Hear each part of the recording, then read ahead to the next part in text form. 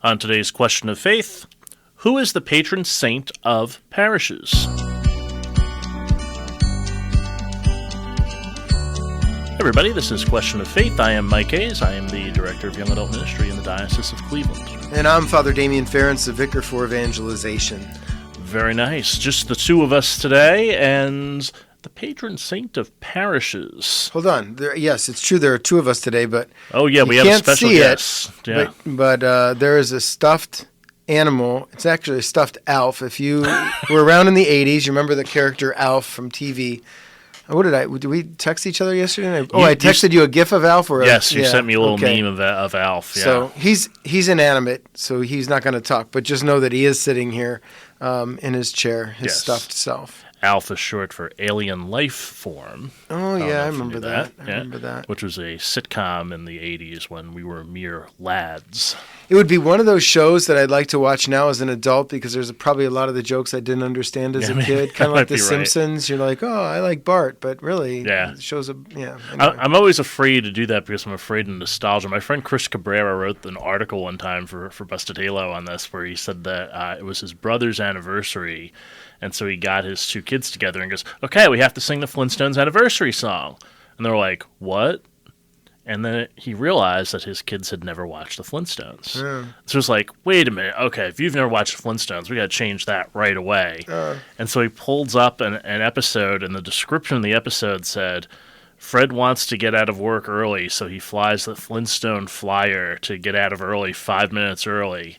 And the kids just looked at him and were like, that's the lamest thing I've ever heard. Yeah. And so he did this whole article on nostalgia, on is the stuff that we thought was good really good, or is it just nostalgia that we remember it being really good, but it's really lame? I'm reading a collection of short stories by an author named Andre Debut, and he made the quote famous. I think he's the first to say it. Nostalgia ain't what it used to be, which I think is pretty good. That is very good. Yeah. So anyway, enough nostalgia. We're talking about who is the patron saint of parishes, and of course we know that the patron saint of parish priests is Saint John Vianney. Right. His feast day is August 4th, but the question was, is there a patron saint for parishes? And so what did we find? Yeah, and so I went to ye old Google machine, just to see what they could tell us, and they kind of just came up with St. John Vianney again today, but I didn't like that, so I said let me look through. By the way, Vianney was the cure of Ars. So if you don't know who that is, the parish priest of Ars. Yeah, he was a great preacher, great at hearing confessions, and I actually visited John Vianney Seminary in '97 in Ars when I was there for World Youth Day. And he was a big hero of mine. I read a lot of his stuff when I was in the seminary, in college seminary. So great biography to study. The research I did, I found one small thing that I thought was funny. It said that when he was first sent to Ars, he got lost. And had to ask people how to find his way there. There's a statue in the field around the place where he got lost, and it's John Vianney talking to a boy, and the line under the statue, and it's in French, but it says, "You have shown me the way to Ars, I will show you the way to heaven." Oh, very nice. Yeah, so it's very cool. Cool.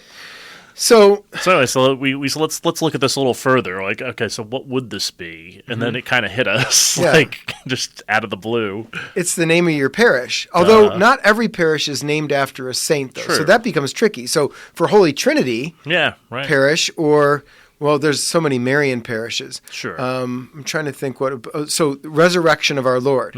So I wonder who their patron saint would be. But most Catholic parishes are named after saints, so that would be the patron of your particular parish. Right. And so the other thing, too, is that when an altar is dedicated in the parish, they put relics of saints into the altar, so those would be the patron saints in some ways. Now, interestingly, if your parish has been closed or merged, like a good example, we've used this one before, would be Communion of Saints. So there used to be, I think, 4 parishes in Cleveland Heights and East Cleveland, and it became one parish, but 2 locations. So you got Philomena and St. Anne's churches at Communion of Saints Parish.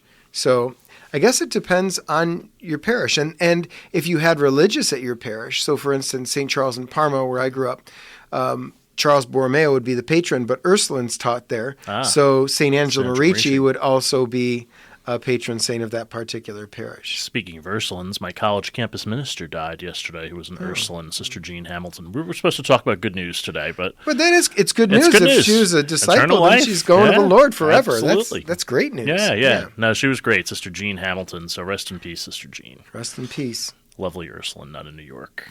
Oh. Yeah. She was great. In fact, her nephew, two of her nephews went to school with me. One was my RA when I was a freshman, Joe Hamilton, who himself, he is deceased right now. He had a heart attack a couple of years ago and died. And then his brother, Jamie Hamilton, who I'm still in touch with, we're still good friends, he was a couple of years behind me, but we did retreats together with Sister Jeanne, actually. So it was fun. They were fun. Sister Jeanne was someone who I stopped by almost every day to see in the campus ministry office, so we were really good friends. Very cool. And she was my mother's neighbor. And this is in New York? Yep. All right. Well, we've talked about this before. So you grew up in Yonkers, is that right? Correct, yes. Okay. And my grandparents on my dad's side, when they came from Slovakia in 1910, that's where they settled, and at Blessed Trinity Parish. Holy Trinity. Holy Trinity Parish, okay. And I think you told me that's no longer, is it, or it's been... It's no longer a parish. The area is like a senior living facility now. Did they combine with other parishes or something? Or I'm not sure, to be quite honest. Okay. But it's where I went to Boy Scouts as a kid. Okay. Cub Scouts as a kid, actually. I'm wondering who would be the patron saint of Holy Trinity Parish, because obviously we're all Trinitarian as Christians, baptized in the name of the Father, Son, and Holy Spirit. But did they have diocesan priests there? Correct. So I wonder who the patron saint of that parish would be. I wonder what canon law has to say about this. See, Alf can't talk to us, but maybe canon law has something to say, and we didn't do our research because neither one of us are canon lawyers. That's right. Oh well. What can you do? Yeah, well, we'll you can send in your hate mail, and we'll amend this podcast next episode and update it. But it makes sense, like, if your parish is named after a saint, that would be the patron saint. So I've been part of many St. Joseph parishes. That's where I was baptized. I served at St. Joseph University Parish in Buffalo. St. Joseph was actually the patron of the Diocese of Buffalo also, so the cathedral was named after St. Joseph in Buffalo as well. So I have a great devotion to St. Joseph for that reason. But that would be the patron saint of those parishes. So. And obviously, John the Evangelist is the patron saint of our cathedral here in Cleveland, St. John the Evangelist. Right. Yeah, that's cool. Often when I go into churches, I look around and see who the saints are that are depicted there. Sometimes in the stained glass windows, sometimes in statues. Not usually. And when I ask about them, they usually say, "Oh yeah, those are the relics that are in the altar," or this parish was, mostly Italian people came to this parish, so there's always a statue of Saint Anthony in this parish, so he's one of our patrons. They'll go through it that way. I don't know a lot about anything, but I know at least that in our cathedral, Pius X and Francis Xavier Cabrini are depicted. And also, if you go down to Holy Rosary Church in Little Italy, both of those saints are depicted in the stained glass window. And I think it's because the bishop at the time knew both of those saints. Oh, wow, right. And they were kind of newer saints. So they were brought into the mix there somehow. But again, like I said, I know some things, but not a lot of things. Cabrini High School in New York was near where one of my friends lived, and one of my friends was the development director of the high school, and there was a shrine for Cabrini right there in a small church, and she was buried there, essentially. Her body was there, intact still. Yeah. For the most part. Well, this can segue, and you're usually the segue guy, but I'm thinking, yesterday we had our Juneteenth celebration at St. Adalbert Parish on 83rd Street, not the one in Berea. Right. And if you remember, Mike, when we got together as directors, I mentioned when you put it in your phone, make sure you're not going to Berea, you're going to the one in Cleveland. Well, one of our priests who planned to be there yesterday put in St. Adalbert Catholic Church and wound up in Berea, and then he got there, but he got there a little late. Yeah, so he sat next to me at Mass, actually. Oh, yeah? Yeah, so he's great. But there you go, St. Adalbert and St. Adalbert as patron saints of parishes. Yeah, exactly, That was a lovely celebration yesterday. It was. And props to Sister Jeanne. We've had her on the show before. Sister Jeanne is newer to the diocese. She is definitely not new to Catholicism. She is a Sister of the Blessed Sacrament, a daughter of Catherine Drexel, and she is the director of Black Catholic Ministries in the Diocese of Cleveland. And she put this thing together very quickly and very thoroughly, and all parish life staff was down there. What did you think? 400? Yeah, somewhere around there. Okay, because the church was packed. It was standing room only, and there were people outside too. Yes. And so Mass was long, gospel choir, people singing, praising, and I love. They did a song. A lot of the gospel songs I'm not as familiar with as I'd like to be. But one was actually a praise, and it's "Our God is greater, our God is stronger, God you are higher." I think it's a Michael W. Smith song. I think that might be right. Yeah. And I was praising the Lamb during that one. That was sweet. That was great. Father Tom Fanta, who's the pastor of St. Dominic's, was preaching. He was thunderous. A lot of religious from around the diocese were there. And then there was a party afterwards with hamburgers and hot dogs and just a lot of joy and celebration. And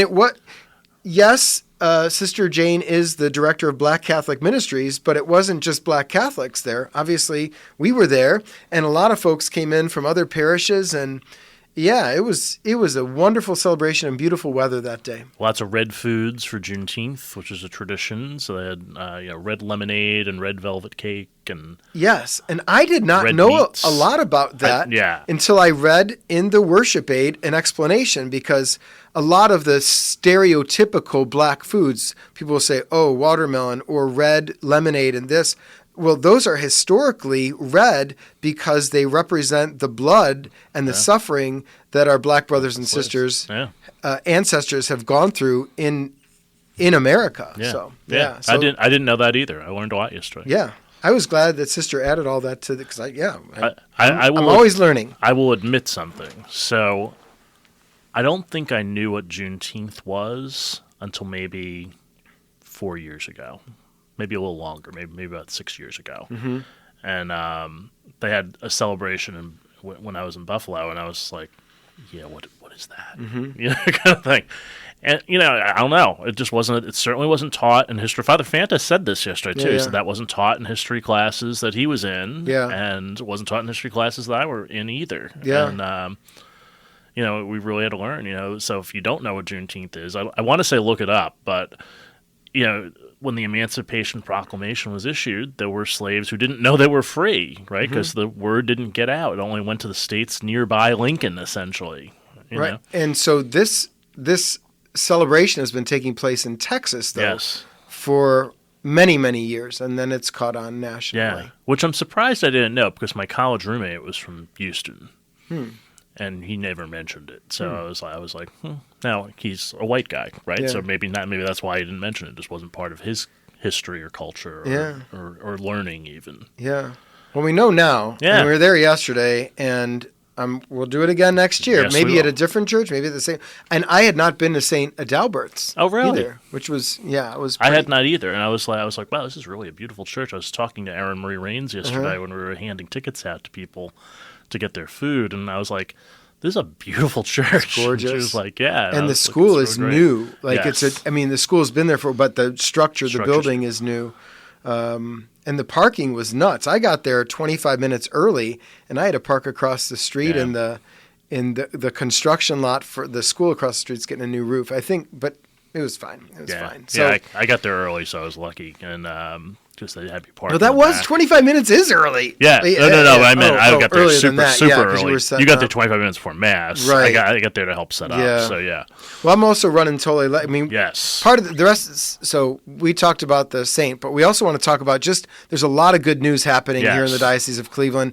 And here's the thing. I mean, I was down on the mall or the public square with Bishop the other day. There's a revival down there.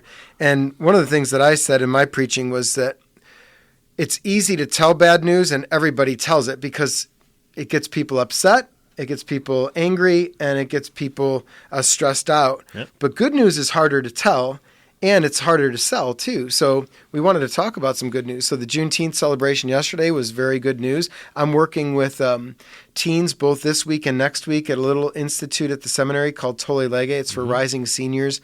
They study philosophy, theology, culture, liturgy. We got kids from all around the diocese. Yesterday, they came down to the cathedral, got a little tour, got to talk to Bishop. We went down to Barrio for dinner. Oh, nice. We went to St. Michael the Archangel Parish. Father Mark Riley gave us a tour. We had Mass. Today, we're going to visit St. Aloysius, visit the parish, and then learn about the corporal works of mercy that are poured out from that parish. So there's all sorts of cool things going on. And a lot of times we don't hear good news about young people, but this institute is bearing great fruit. Yeah. Affectionately known as Catholic Nerd Camp, right? That's it, yeah. Or AP Catholicism. It's for kids who want to go deep dive into Catholicism, but if they did with their youth minister, they'd lose all the other kids. So, Sure. Yeah. So that's great, yeah. So we're starting a softball league on Sunday, actually. This coming Sunday will be our first game, and 144 people signed up for this. Now, when you started it, what did you expect? How many people did you expect? I expected that we would have 4 teams of maybe thought. 20 people each, so maybe about 60, 80 people. And you doubled it almost. And 8 teams. So we did double it in terms of teams, but like in terms of people, we were like, wow.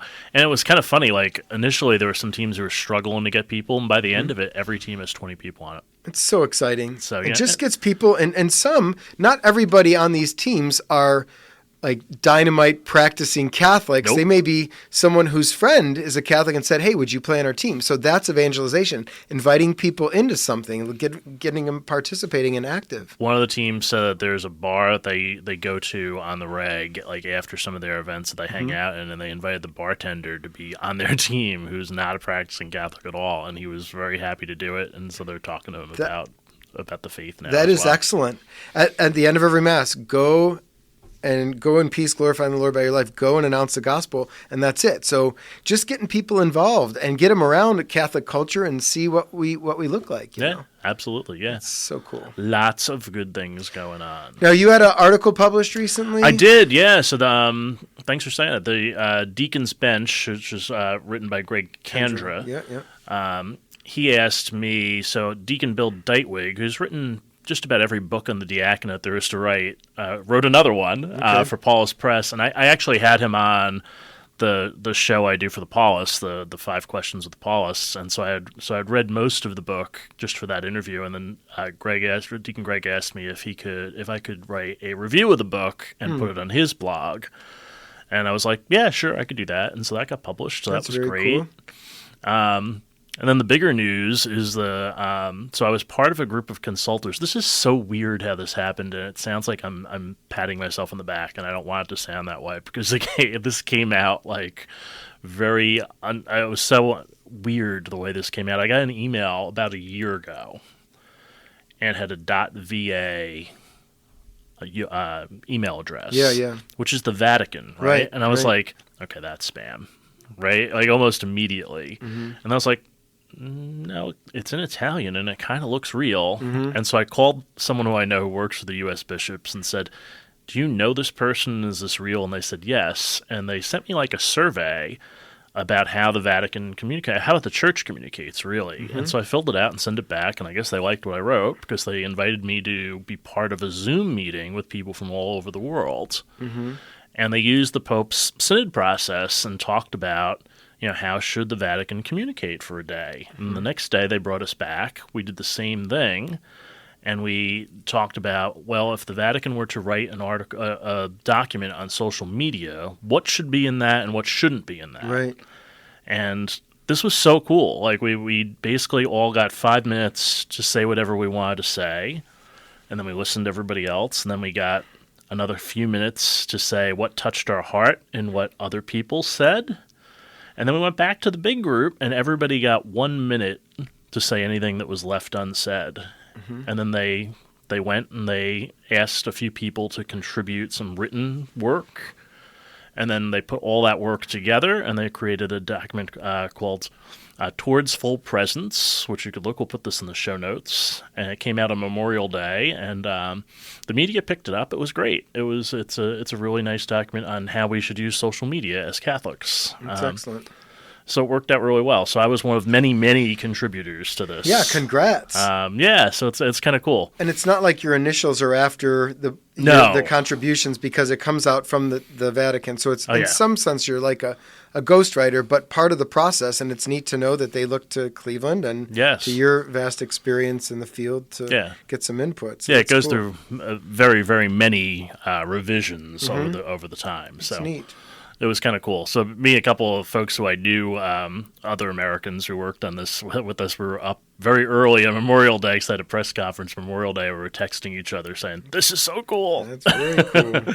So it's cool. So they asked us to make a video as well. So I'll be making a video this week with our buddy Jeff Stutzman next door. So that's fun. Oh, by the way, we're getting ready to, sooner than later, we'll be in a new studio. So not that any of you come in here, but maybe you see the Instagram posts I drop before the show comes out. But soon our studio will give us a lot more features through which we can communicate, hopefully, the gospel a little more fully than we have so far. Although I hope we're doing a good job. Yeah, we'll have little video highlights that we'll put out ahead of time from starting whenever that thing. So it's about 2 months away, I think, that we should have a new studio. Maybe by our 100th episode. Maybe. We'll see what happens. We're trying real hard. Yeah. So that's all great. So St. Adalbert would be our church search for the week. Yeah. And then 12th Sunday in Ordinary Time are our readings for the week. And the thing that stood out to me this week was, "Nothing is concealed that will not be revealed," in Matthew's Gospel, which I always think is, honesty is really important. And so I think that at the same time is that when you try to hide something, eventually it's going to come out. So you might as well just reveal it before it gets too late. Yeah. So I've mentioned before that with our staff on Tuesdays, so right after we record this, we'll go down 5th floor, and we have Together Tuesday lunch, and we have a question of the day, and then we pray together, and then we spend an hour just sharing a meal together. It's very cool. And the question before Mother's Day and the question before Father's Day was like, what was one bit of advice that your mom or your dad or person who played the role of your mom and dad in your life shared with you? And the integrity and the honesty came up repeatedly. Yeah. And I think that's exactly right. So sometimes it's hard to tell the truth because we're embarrassed or we want to avoid getting in trouble or whatever. But if you tell the truth and you reveal what is the case, then you don't have to worry about figuring out how to defend it or remember what you said down the line, and it makes it easier. And it also empowers other people. Oh, then I can tell the truth too. And Jesus is the way and the truth and the life. So hitting things, and this doesn't mean clobbering people with the truth, but it does mean like truth and charity always go together, and we reveal that. But to say what is true, I think is super helpful. Yeah. Always be honest. Mm-hmm. My father would say, "Tell the truth, and they can't hurt you." Yeah, because he said it's the truth, right? You can't change it. It's going to come out anyway. Right. Yeah. So tell the truth. So you're not a relativist. You believe that there is something called truth. Yes, objective. Me too. Right. Yeah, yes. Yeah. Which is that's revealed in that. So if everything will be revealed, what will be revealed? The truth of how things are. Yeah, that's pretty cool. Exactly. It is what it is, right? Yeah. All right. Well, plenty of good news to share. If you have good news to share with us, drop us a line. And hey, maybe Alf has some good news. I wish we had one of those. Maybe in our new studio we could have a button where we could do sound effects and have Alf. Because one of the lines he had was he would always break glass, wouldn't he? And then he'd like, "Don't walk with your bare feet" or something. I kind of remember that. Exactly. So, yeah. It was a cute show. Anyway, this is a cute show too. It is. Hopefully, share it with your friends. Absolutely, we don't like, subscribe, write a review, Apple Podcasts. That would be great. Yeah. Rate us, do all those things, and we'll have this and a whole lot more for you next time on Question of Faith.